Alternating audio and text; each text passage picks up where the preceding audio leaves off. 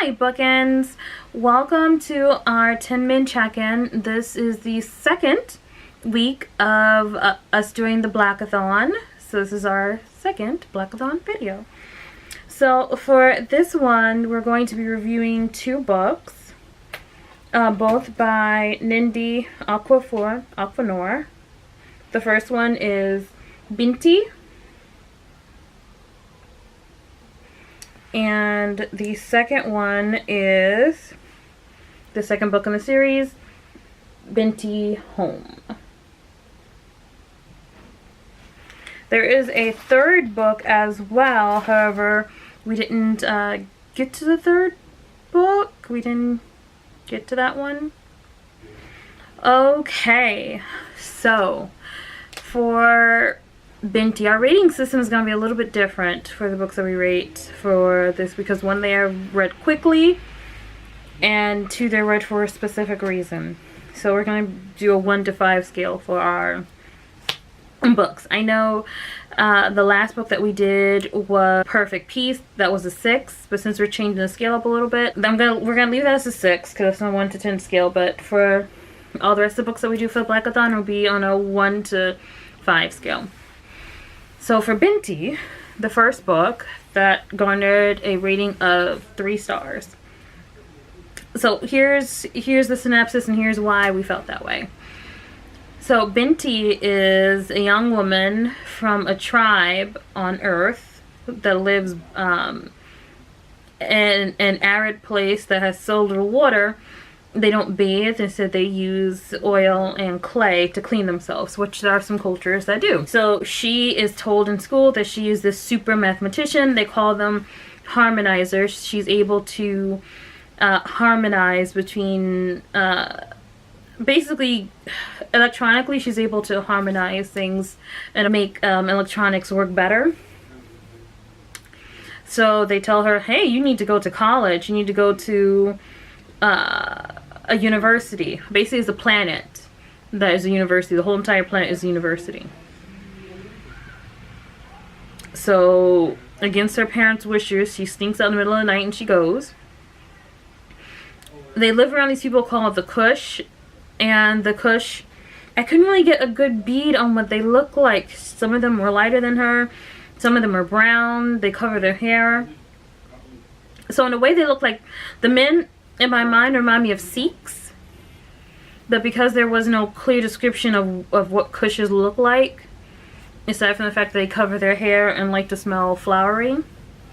But to someone who doesn't bathe, who uses oils and clay to bathe, anything might, I don't know. But yes, so she goes to a spaceport, and she has this little device with her, this little, the outside world bringing itself into our review. Anyway, so she goes to a spaceport, and she has this little device with her, this little artifact that she found in the sand. She doesn't know what it is, and so she gets stopped, and the, security guard, he asks her about it.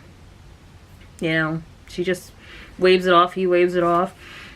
Now, the people there, they're looking at her like, why does she look like this? So she has a bunch of anklets, right? Like a bunch of anklets on her ankle. She says that they're there to protect against snake bites. If she steps on a snake and they go to bite her, they'll bite the anklet because they live in the desert. And she has something called ojizi, which is red clay sand mixed with oil that she puts in her hair. And so the people touching it like, oh, that's what that feels like. So, the actual spaceships that they travel in are living. They're like living entities that have been genetically altered to carry humans. So it kind of reminds me of the spaceships in Lilith's Brew by Octavia Butler. How the spaceships were grown, and when they were big enough, they would go into space. They could be controlled and go into space.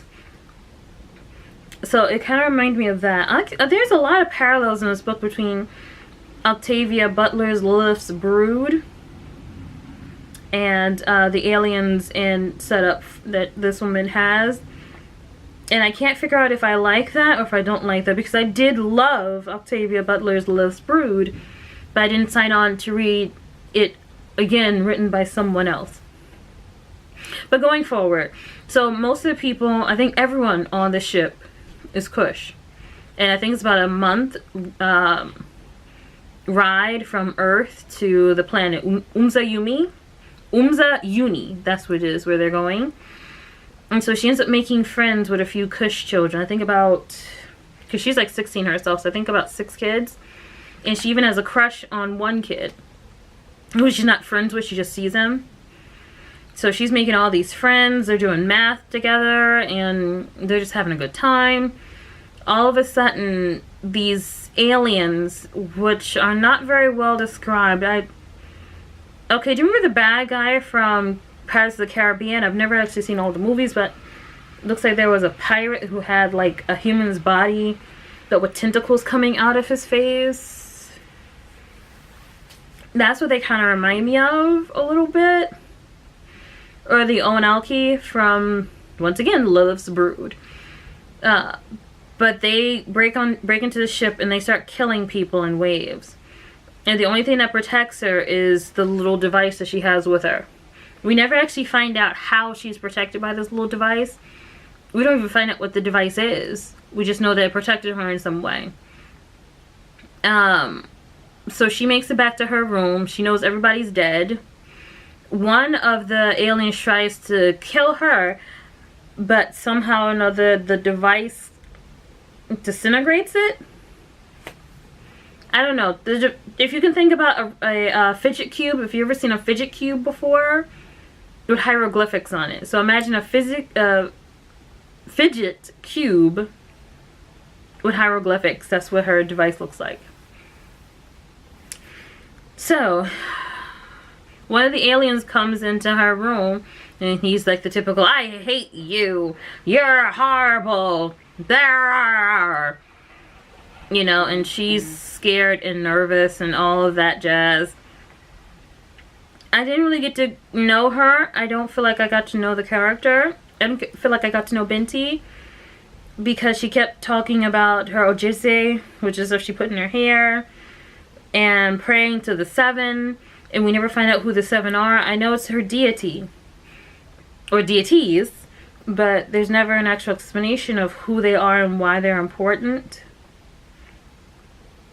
So I don't really get to know her, so I can't say that I like her or dislike her, because I didn't really get a chance to know the character. Now here's the thing that bothers me. These aliens just came in and killed everybody on the ship. Even these new people she made friends with. The hot guy that she liked. Everybody's dead. Somehow or another she makes friends with one of them. Like, how? How? And so the one that she makes friends with, he brings her to the chief of them. And he's like, yo, I'm trying to destroy that university planet over there because they stole my stinger. What confuses me is that this little device that she has, it protected her from being killed with everybody else who was murdered on the ship. But somehow or another, when she gets in with these people, someone has a stinger pointed at the back of her neck and it's not warding them off. So, yeah, I was a little confused.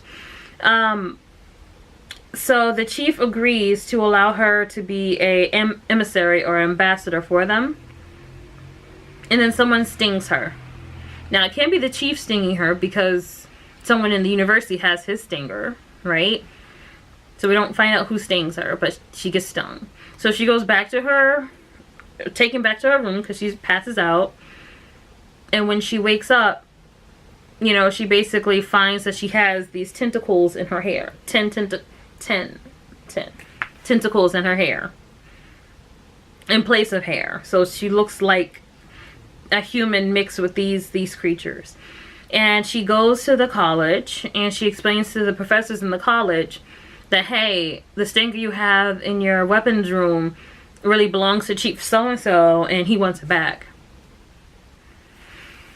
What confused me, I guess, is how easy and simple everything was. There was no conflict. The professors just said, yeah, we like nice stuff, but we shouldn't steal nice stuff, so we're going to give the stinger back to the chief. And we would love for this young fellow, who was a part of the people who killed everybody on a ship, innocent people, killed everybody on the ship. We'd like him to be the first student of his kind in our college. By the way, Binti had to take testing to be able to get into that college, so I'm assuming that everyone else in that college had to take testing to get there, right? Because it's a university planet. And so these people she made friends with were geniuses. There's no indication that the guy that she's friends with, the alien, that he's as smart as she is. I could find no indication. So he didn't have to take a test. It's just, hey, you're the first of these people to make friends with us. And no one can understand them. Well, I shouldn't say no one. Humans cannot understand these aliens. So because Binti somehow know the hieroglyphic fidget spinner was able to translate what they were saying to her, and once she got stabbed in the neck and she grew the tentacles out of her head, then she was able to understand them. So I don't know if she speaks in a language that they understand, or see, it doesn't explain. I understand that she can understand them now because maybe it did something to her brain patterns or something, or maybe the tentacles are conductors in some kind of a way. What I don't understand is how they can understand her, because she's still speaking English. Unless they just automatically understand English, possibly, I don't know. That wasn't explained really though, so I'm not sure. But yeah, the conflicts just come so quickly and they're resolved so quickly. Most of it's just introspection.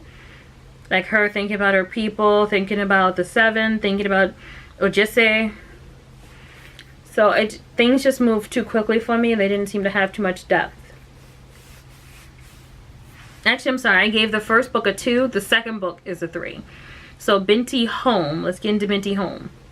So Binti and her alien friend are both chugging along at the academy, living their uni lives. And she decides that she wants to go home for a pilgrimage. Now, what confuses me is, okay, so she loves her people, but she doesn't love their ways, I guess, because she was supposed to stay home and get married. But instead she went to university, and none of her people ever left the planet or even the area that they live in, but she did that. And so now they talk even more about the 7 in this book, but I still don't feel like I get a full explanation as to how this deity plays a role in her life. Like when we look at, I mean, I don't want to keep going back to Love's Brood, but when you look at Parable of the Sower, which is another book by Octavia Butler, it was the creation of a religion, Earthseed. And although the religion was not something I personally would have been a part of, it made sense for the purpose of the book. I still don't understand her religious tenets. Anyway, so she comes home. Her family sees that she looks different, but they still love her. And basically, this book is a pilgrimage, and it's her traveling with a group of women, and it kind of shaded out into shades of gray to me. I gave it a 3 because it was well written. It wasn't a badly written book. It just didn't draw me in like I want it to be drawn in. I didn't DNF it, or if you're not used to those kind of terminologies, did not finish. That's what DNF is. So it wasn't DNF'd. I did finish it. I just didn't feel drawn or pulled in by it. So those are the 2 books that we read for the Blackathon for this week, for the second week. So we were going to do, let me just pull it up really quick, because this book unfortunately did get DNF'd. A Princess Theory. So we were going to do A Princess Theory next week, but that ended up getting DNF'd. So it might be a good book for someone else. I'm definitely not saying that it's not well written. The way the author wrote it, from where we stopped at, it was well written, The woman sounded like she was a millennial, you know, so it sounded like she had issues that are common, like, right now. Like, it wasn't written in the 80s. It didn't feel like the 90s. It doesn't feel dated. That's what I'm saying. So maybe if someone read it 20 years from now, it may feel dated to them. But at this moment, like, I couldn't even tell you what time the book was written because it doesn't feel dated. It could have been written 8 years ago. It could have been written last week, but it didn't feel dated. What DNF'd it for us was the language. It kept using the F word and the SH word. And I'm not good. I don't like heavy cussing. I understand that if someone's going through something in the book, it may make sense for certain passages, but yeah, that kind of ended it for us. So we will not be doing A Princess Theory. We're going to read a different book. So what we're going to end up doing for next week is Lion's Blood. Okay, so next book we're going to do is, yes, it's Lion's Blood by Stephen Barnes. So that's going to be our Blackathon book 3 book. Oh, yeah, week 3 book. And we're probably going to have to add in another book with it to get everything done. So probably going to do Underground Plains too. Also, new book alert. Okay, so I'm going to be doing, well, not just me. Me and two are going to be doing a read along with another booktuber that we love watching so much, Brandy Shanae. I'm going to leave a link to her page and to her channel. So yes, we're going to be doing a read along with her for the new book Black Leopard, Red Wolf. Yes, Black Leopard, Red Wolf. And that's by Marlo James. That's going to start on the 20th of February. So we're hyper excited about that. So we're trying to get these books out of the way. So we hope that you tune in next week, next Wednesday, for the 3rd week of the Blackathon. And also next Monday for our regular review show. And for all the 10-minute check-ins in between. Thanks for watching. Bye, bookends.